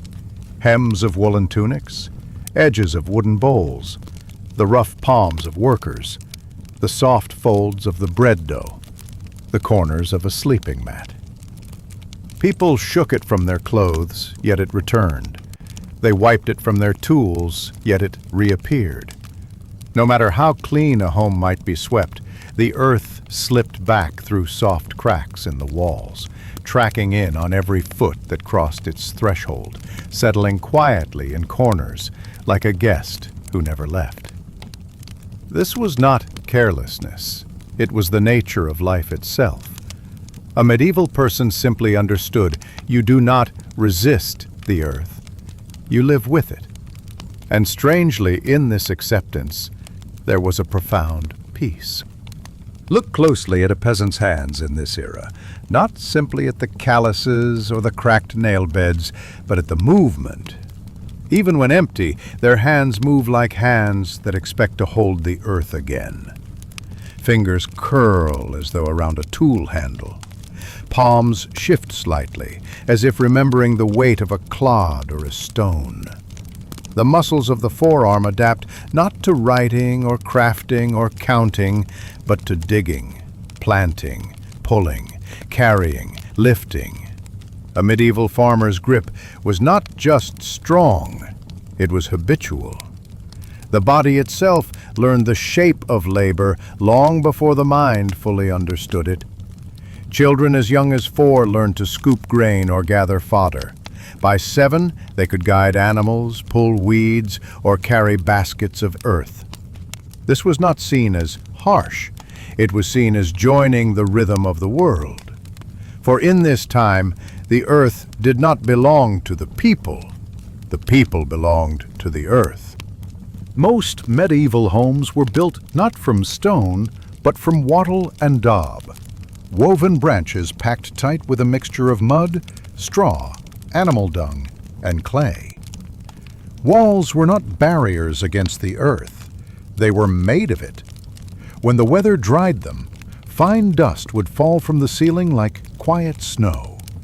When storms blew heavy rain, the walls would soften, drink, and sometimes sag inward under the weight of the season.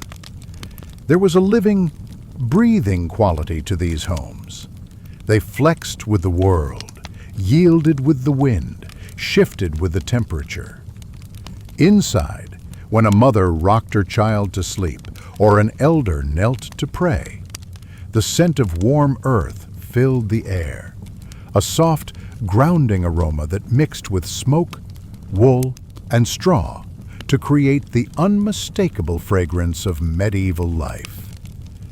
Generations lived and died in homes made of the same substance they walked upon and worked upon daily. They were, quite literally, surrounded by the earth. To medieval farmers, the soil was not something predictable, but something alive, a presence that changed mood with the seasons. Spring, hope in the mud. The ground softens. It squelches underfoot. Tools slip in easily, but boots fill with thick, sticky mud. Seeds vanish beneath the eager earth as if swallowed whole. Summer, dust of labor. The soil dries. It powders into fine silt that clings to sweat and eyelashes. Every movement kicks it upward, clouding the air in shimmering haze. Fields glow gold under a hot, patient sky. Autumn, the heavy earth. Moist, dark, full of promise. Earth clings with weight now, each handful damp and cold. Harvest piles rise, and carts sink deep into the paths, creating deep grooves that will freeze come winter. Winter, the sleeping ground. The soil hardens, barely yielding to a blade. Cracks form in the frozen surface. Farmers avoid disturbing it, for the land's rest was sacred, a silence not to be broken. Through these shifting moods, people learn to read the earth with more fluency than many modern people read words. There is a moment not often spoken of in history texts, but universal in medieval life. The moment a villager kneels, hands deep in mud, and pauses. Not out of exhaustion, though fatigue is ever present. Not out of frustration, though there is plenty to go around. But simply because the earth is cool, because the mud feels almost soothing after hours of heat or cold or strain. For a brief breath, the world seems to slow. The sound of wind through barley fields, the distant cluck of hens, the faint ring of a blacksmith's hammer, all soften behind the sensation of earth in the hands. This quiet moment of connection was not spiritual in the religious sense, nor philosophical. It was practical, human, grounding. But in its simplicity, it was also profoundly peaceful. In medieval Europe, your entire station in life could be summarized by your relationship with the land. The word serf comes from service, servant. But in everyday speech, the role was understood more simply: those who work the earth. A family's fortunes rose or fell based on what the land gave or withheld. Clothing, shelter, tools, even social status were tied to how close one's hands were to the soil. Nobles, by contrast, kept their hands clean. This was not coincidence. It was symbolism. Clean hands meant privilege. Dirty hands meant necessity. Yet the peasants knew something the nobles often did not. The earth is honest. The earth does not flatter. The earth does not pretend. And so those who touched it daily understood life in a way that could never be written in books. The medieval church taught that humans were formed from dust, and to dust they would return. Peasants took this to heart, not as poetry, but as reality. Every funeral procession followed the same quiet ritual: earth sprinkled gently upon a body wrapped in simple cloth. Every prayer at a graveside spoke of returning to the ground from which all life comes. Children heard this from birth. Elders felt it in their bones. Farmers understood it most of all. To them, the earth was not only a workplace, it was the beginning and the end.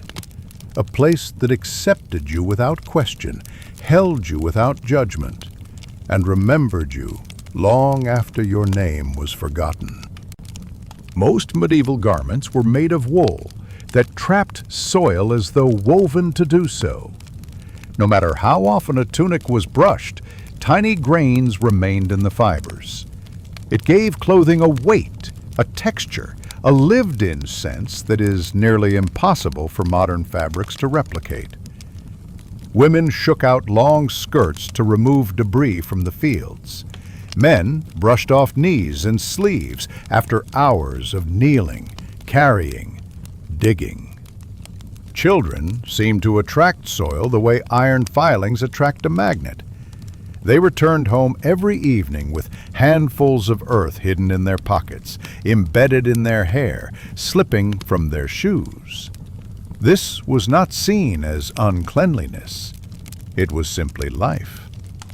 When night falls, the earth grows still. The paths become darker than the sky. The air cools, smelling faintly of clay and damp leaves. Stars appear slowly, as though rising from the soil itself. Inside cottages, tired bodies lie down upon straw pallets, and even then, even in rest, the earth remains close. Some sleep on floors beaten smooth by decades of footsteps. Some rest near earthen walls that hold the day's warmth slightly longer than the night air.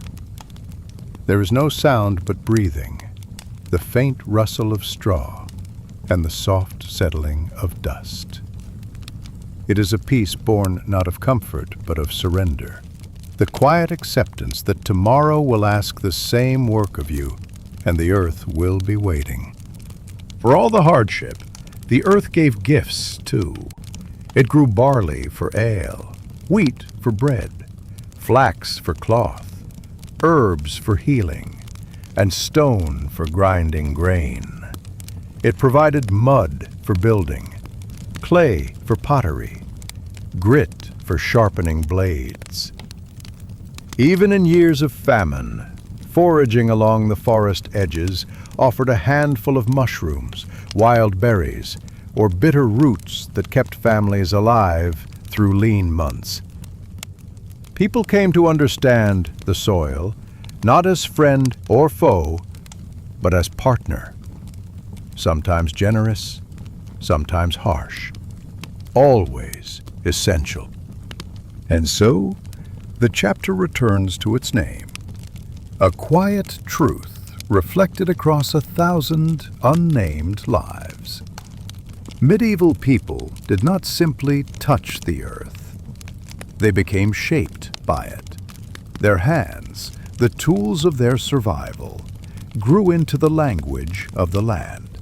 They learned its weight, its moods, its silences. Every callus was a memory, every stain a story, every grain beneath a fingernail a testament to days lived in rhythm with the soil that sustained them. Modern life has drifted far from this world, yet the memory lingers in quiet corners of the mind, a reminder that humans once lived close to the land and found meaning in the simple act of working with their hands. Hands made of earth. There is a certain quiet in the medieval world that arrives only at the end of the day. A quiet made not of silence, but of soft completion. A stillness woven from hours of labor, from tired limbs, from breath that falls into rhythm with the cooling air. This quiet belongs to sunset. Not the bright, dramatic sunsets romanticized in paintings, but the gentle, slow-fading glow that touches the roofs of thatch, glimmers across the fields, and settles into the folds of the land like a blanket drawn over a sleeping body. It is in this hour, neither day nor night, that the medieval village reveals its truest face. The sun lowers behind distant hills, yet its memory lingers on. Fields that just hours ago bustled with movement now lie still, their rows of barley and rye rustling softly in the wind, as though whispering the day's final thoughts. Peasants walk the narrow paths home, their shadows stretching long behind them, merging with the ridges and furrows they carved by hand. No one rushes.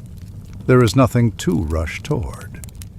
The evening arrives at its own pace, and the people rise and rest within its rhythm. Along the footpaths, dust lifts gently beneath worn boots. In the fading light, the earth glows a muted gold, an honest color, as humble as the people who tread upon it. Every step feels heavier now, but also softer.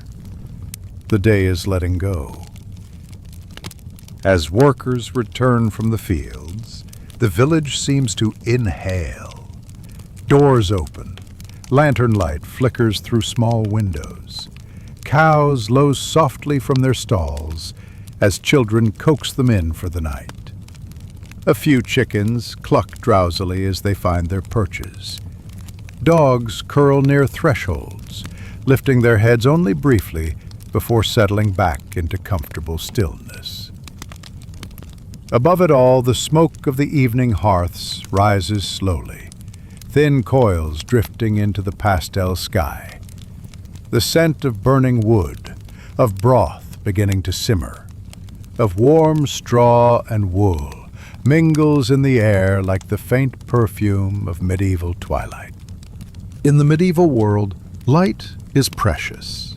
Candles are costly. Lamps require oil. And so the last rays of the sun are treasured more deeply than modern minds can fully grasp.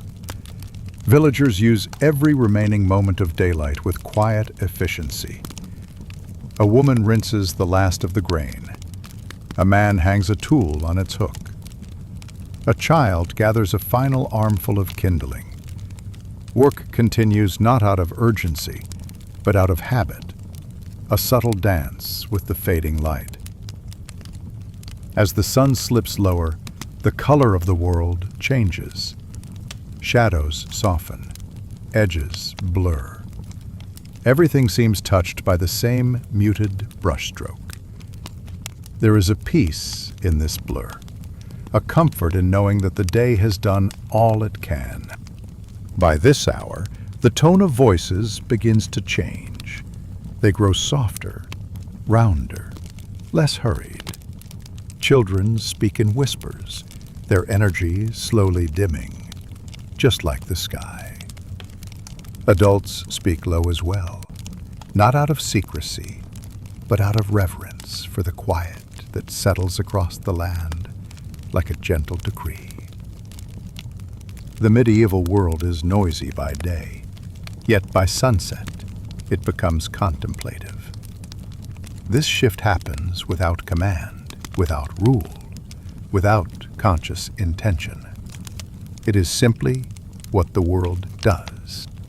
Just beyond the village, a small river moves slowly beneath the changing sky.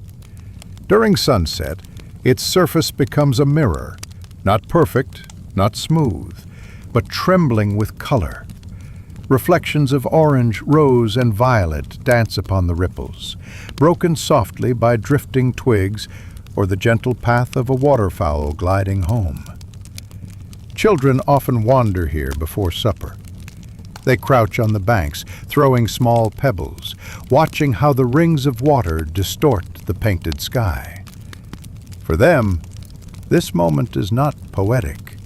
It is simply childhood, a quiet time between chores and rest. For adults, the river at sunset holds something more. It is a reminder of continuity.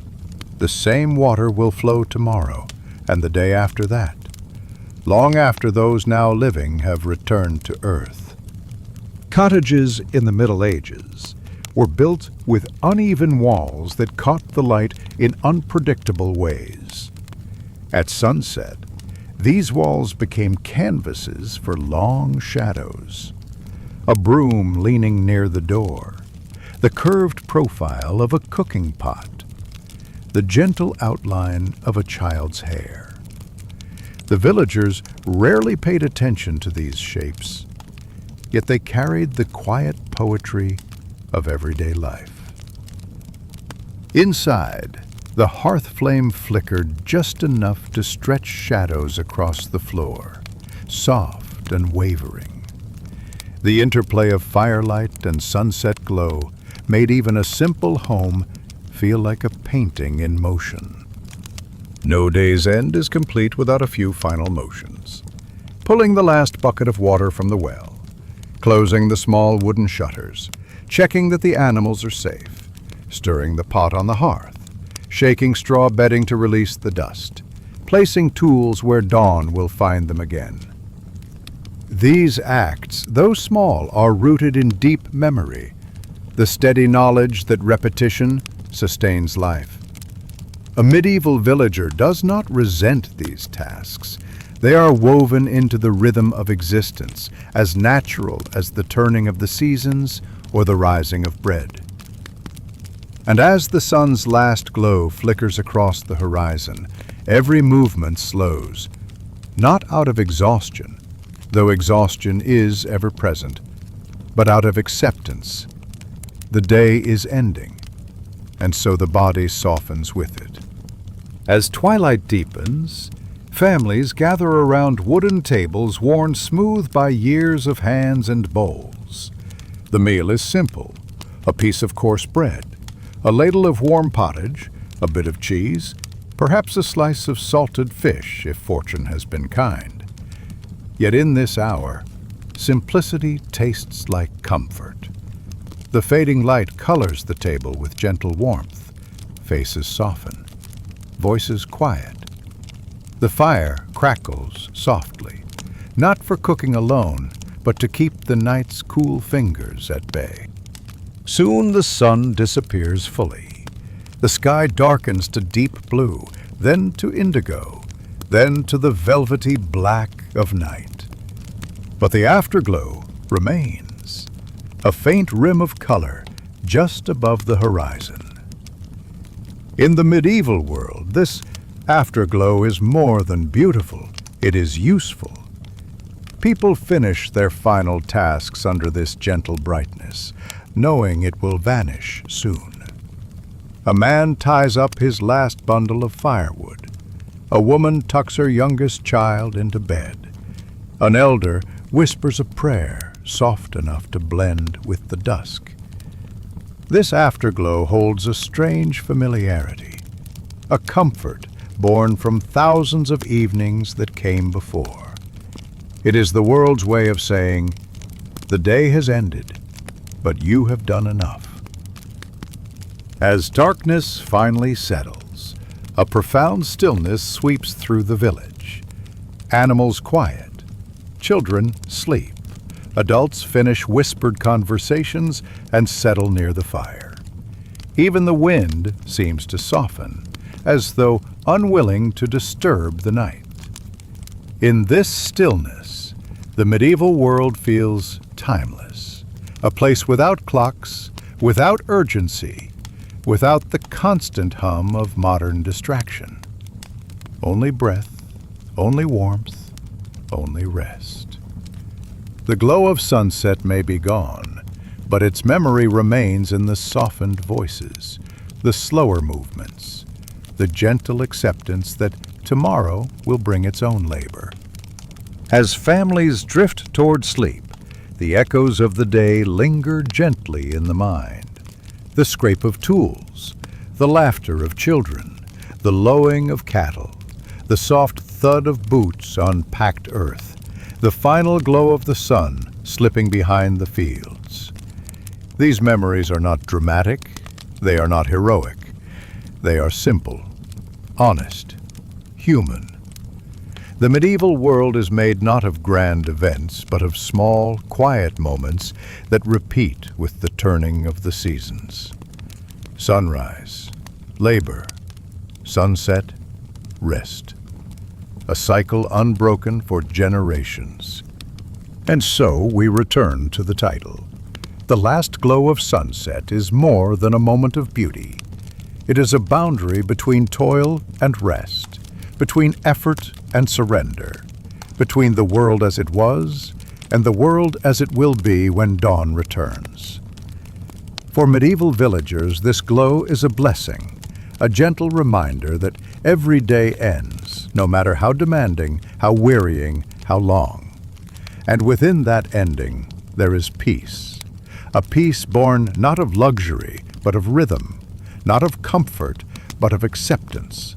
The last glow of sunset is the world whispering, "You have done enough. Rest now. The earth will wait. Tomorrow will come in its time." Night in the medieval world never arrived suddenly. It seeped in, like cold water rising around bare ankles, quiet, steady, unrelenting. The final sliver of sun would stretch across a field, across a rooftop, across a muddy road, and then withdraw, leaving behind a land made smaller by shadows. People did not fear the dark because it was unfamiliar. They feared it because they knew it too well. For most souls of the Middle Ages, darkness framed life. Mornings dim, evenings short, winters long. Candles were precious, rushlights fragile, firewood costly. A village could be swallowed whole by night before supper was even digested. When the sun dipped, a hush moved across the land, far slower, far heavier than any modern silence.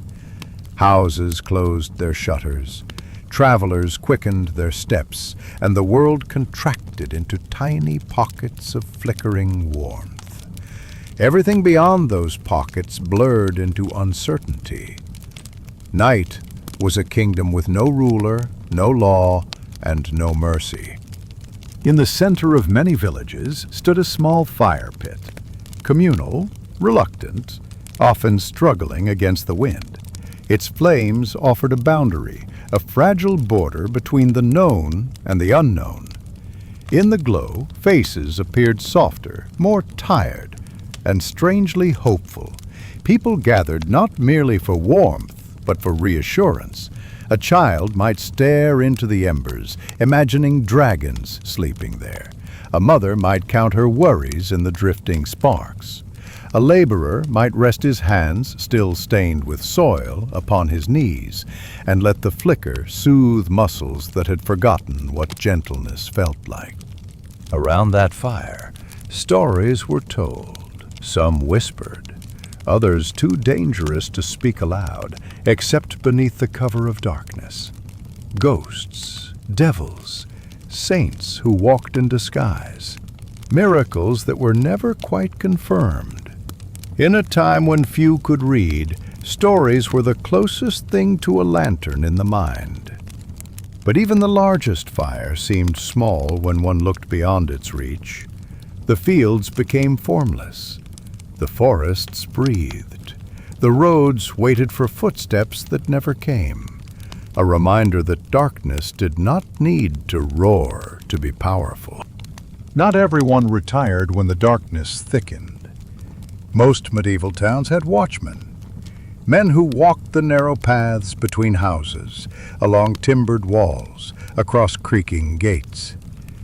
Their duty was simple, but its cost was profound. Keep the town alive until morning. Often these watchmen were not soldiers, but local farmers, tradesmen, or older men who still carried sharp eyes, if not sharp strength. They wore patched cloaks, carried wooden staves or rusted spears, and knew that danger was seldom dramatic. It could be as small as a spark landing on a thatched roof, or a hungry wolf slipping through a gap under the gate. Their footsteps were slow and deliberate. Their breaths clouded the air. Their ears strained constantly. The flutter of a bird, the clatter of a loose shutter, the distant, hollow cry of an animal, the quiet shifting of the earth as if it, too, listened. No watchman expected glory. Their reward was the same dong that everyone else took for granted. Night brought out more than silence. It carried life of its own, life with sharp eyes and sharper instincts. Wolves prowled the woods, noses tracing the air for weakness.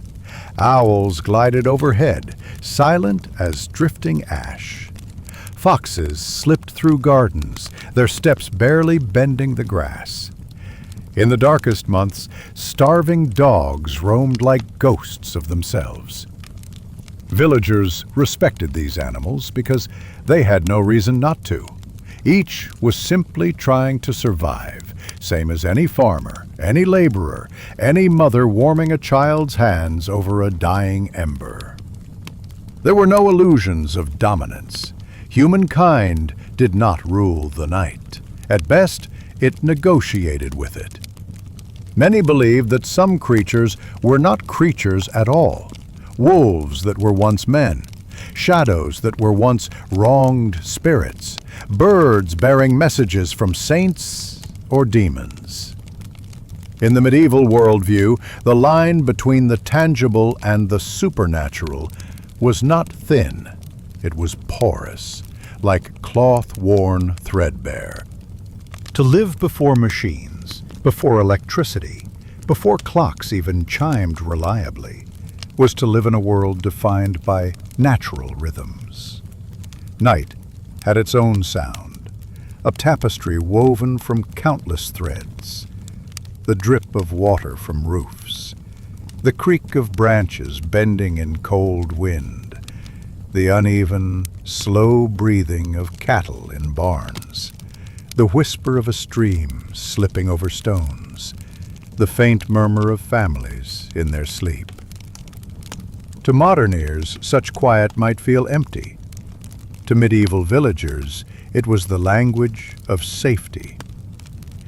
When a sound broke this pattern, a snapped twig, hurried footsteps, a door slamming, it sparked unease. A watchman might grip his staff tighter. A farmer might rise from bed and peer through a crack in the shutters. Dogs might lift their heads, ears twitching in the dark. Stillness was precious because it was fragile.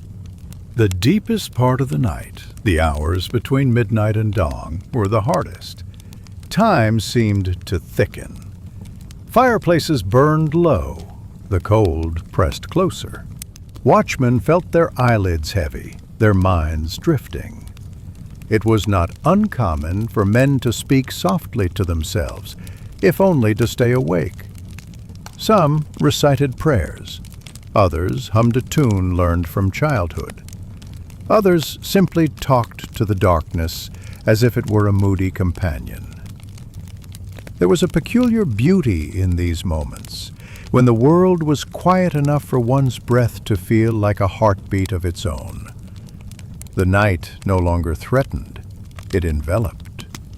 The fears softened into resignation, the cold into numbness, the silence into something that felt almost sacred. But this beauty lived beside exhaustion, and exhaustion lived beside danger. For if sleep took a watchman at the wrong moment, a village could lose far more than a patch of time. Then, slowly, almost shyly, the sky began to pale. A thin line of gray crept along the edge of the world, brushing the rooftops with a subtle, forgiving light. Crows cawed, harsh, unwelcome, but alive. Dogs stirred. Cattle shifted in their stalls. Chickens stretched their wings. The watchmen straightened their backs, suddenly aware of how tired they truly were. Their patrols slowed. Their vigilance eased. Something inside them loosened, like a knot untied. When the first actual ray of sun touched the earth, it was not dramatic, it was gentle, almost apologetic, as if acknowledging that the night had been long and hard. But it was enough. A night survived was a victory, even if no one celebrated it. The villagers would wake, gather water, knead dough, feed animals, sweep floors. They would begin again, without ever realizing how many dangers had passed them in the dark. Such was the role of the night watchers, men who offered quiet triumphs in a world that rarely thanked them. Winter was always expected, but never welcomed. It came quietly at first, a thin white crust on rooftops, a hardening of the earth under boots, a breath that fogged the air longer than it should. But soon the season revealed its true nature, a long, patient tightening of the world. In the Middle Ages, winter was not charming or picturesque. It was a test. The light shrank. The cold deepened. The silence grew until it felt like a living thing. Travelers spoke of winter as if it were a personality, unyielding, domineering, resentful. Villagers observed it like a stern overseer, careful not to waste food, careful not to waste warmth, careful not to tempt misfortune. Children learned early that winter demanded a particular kind of obedience. Even play became muted, shaped by breathless cold and fewer hours of daylight. Adults moved slower, not by choice, but necessity. Every action became deliberate, every resource measured. In winter, a mistake was not merely inconvenient, it could be fatal. Winters were harshest, not in the fields or forests, but inside the home. A medieval house was drafty, its walls thin, its hearth small.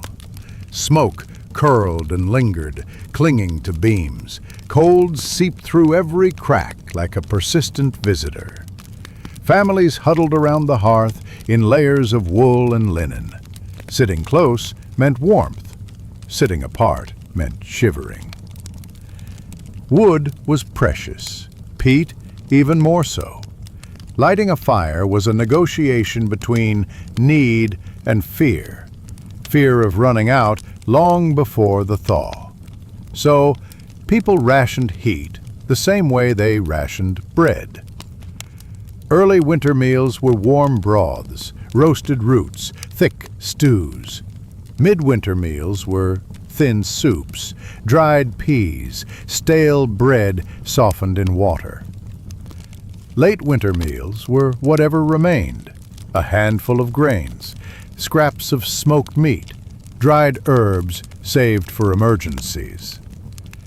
It was during these lean weeks that people began to feel winter not just outside, but inside, in their stomachs, in their bones, in their thoughts. Winter was a slow erosion. Snow in the Middle Ages was not always beautiful. It was heavy, damp, relentless. It pressed against roofs, buried paths, and turned simple chores into exhausting feats. The world grew quiet when it snowed, not peaceful quiet, but a thick, smothering quiet that made sound feel swallowed. Travelers avoided the roads, animals retreated, the forests became still. To step outside was to feel the weight of winter directly. Boots sank into drifts, fingers numbed instantly, breath crystallized. Every movement demanded effort. The village seemed to shrink, not just physically, but mentally. When snow erased the horizon, people felt more alone, more aware of their dependence on one another, more conscious of just how fragile a life could be. Cold or not, the work continued. Animal stalls needed cleaning to prevent sickness. Water had to be carried because buckets froze quickly. Tools needed mending, clothes needed patching. Repairs needed completing before thaw.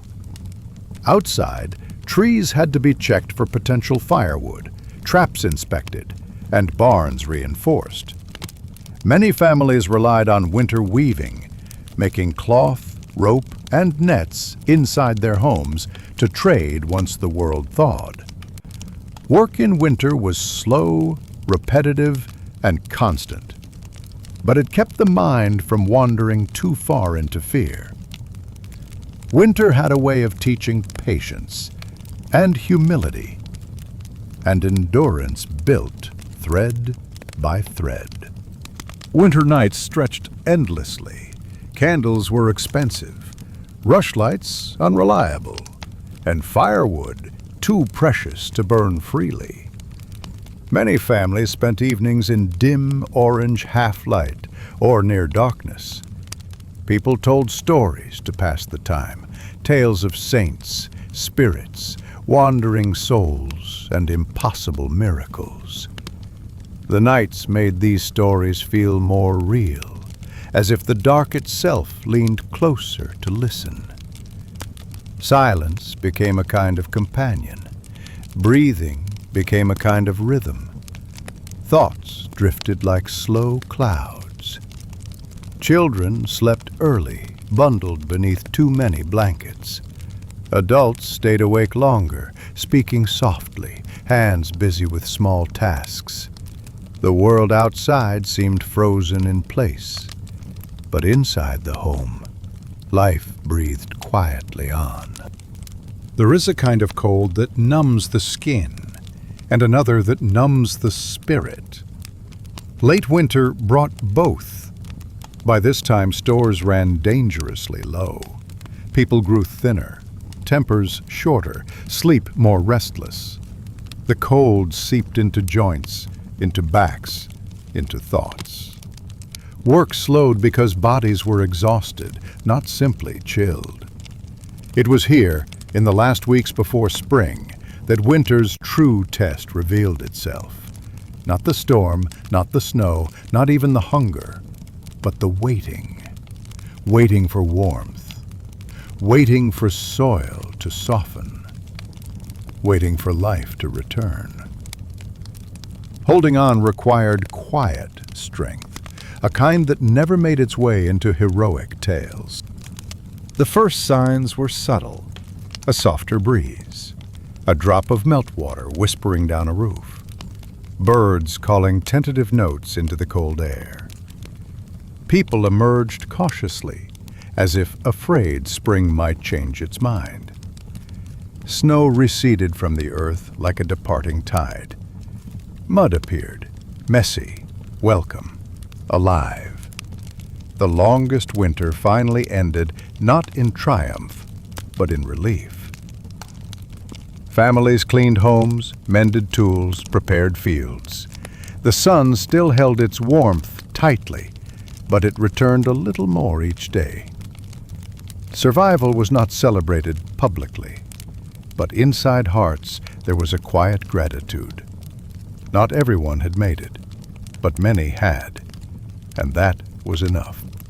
And so, as the last chapter settles, and the final embers of this long journey glow softly in the dark, we return to a truth woven through every village path, every muddy field, every frostbitten night. Life in medieval times was not shaped by kings or battles alone. It was shaped by ordinary hands, ordinary breaths, ordinary hearts enduring quietly. It was shaped in the chill of dawn, in the grind of millstones, in bread shared across wooden tables, in the echo of church bells drifting through fog, in markets crowded with muck and laughter, in hearths that warmed more than they burned, in winters that tested patience and will. It was shaped by people who woke before light and slept before true rest found them. People who measured time in chores and seasons, not minutes. People who faced hunger, cold, and uncertainty with a kind of reluctant courage. And yet, their quiet endurance became the foundation for the world that would come after them. Those nights when the watchman carried his lantern through deserted streets. Those mornings when frost clung to fields as though refusing to let go. Those evenings when families huddled near fading embers, listening to stories older than memory. All of these moments, so small and silent, were the heartbeat of an age where survival itself was an art, where community was the shield, where hope was fragile but persistent. And as we close this long, gentle walk through the medieval world, perhaps the greatest lesson it leaves behind is this: that history is not only the story of empires and kings. It is the story of hands made of earth, feet hardened by stone, faces weathered by winter, and hearts carried through darkness by the faint glow of faith, work, and one another. Perhaps, in some quiet corner of the night, as you drift toward sleep, you can still hear the church bell echoing, still feel the cold pressing against a wooden door, still see a lone figure walking with a lantern through the silent snow. The world has changed, but the echoes of their lives, soft, steady, human, remain.